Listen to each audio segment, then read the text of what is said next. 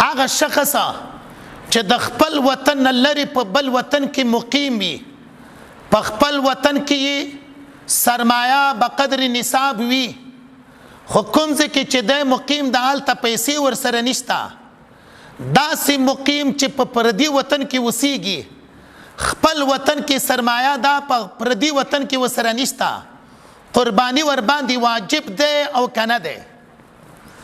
د دې سوال په باره کې عبارتونه د فقهاو دو قسم دي. اول قسم عبارت دا ده: تجب الاضحية على حر مسلم مقيم بمصر او قرية او بادية فلا تجب على حاج مسافر. شامی کې دي چې په دغه مقیم سړي باندې چې خپل وطن کې سرمایات نه پاتې ده، قرباني ور باندې واجب ده، ځکه د صاحب النصاب دی اگر چې سرمایه په خپل وطن کې ده. دویم دا دی چې مقیم دی اگر چې په پردي وطن کې ده. دویم قسم عبارت فقهاو دا دی: وکذا لو کان لهم مال غائب لا يصل الیه فی ایام النحر لانه فقیر وقت الغیبة المال حتى تحل له صدقه. بدایي سنایي لیکلي دي چې په دې سړي باندې قرباني نشته، ځکه مال ور سره شته نه. دارنګي بحر رائق عبارت ته: ومن كان غائبا عن ماله في ايام الاضحيه فهو فقير. دا سړی په وطن کې خپل سرمایه لري، بل وطن کې مقیم ده، غریب ده، محتاج ده، قرباني ور باندې نشتا.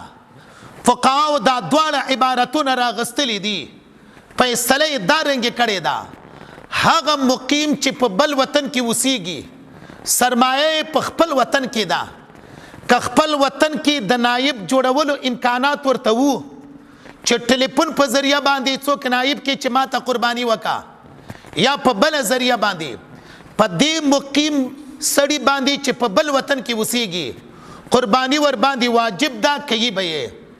او کچرتا خپل وطن سره یې رابطه مکمل منقطع ده، امکان چې دا د نایب د جوړول ورته نشته، ناممکنه ده، بیا دغه سړی چې په بل وطن کې اوسیږي، خپل وطن کې هر څومره لویه سرمایه وي، خو دی اطلاع نشي ورکولی، نایب نشي جوړولی، قرباني ور باندې هم واجب نه ده. دواړو عبارتونو په باره کې ښه ځیر اوسیږئ او دغه عبارتونو ته متوجه اوسیږئ، لہذا دغه مسله ډېره پېښېږي او حل هم دغه دی.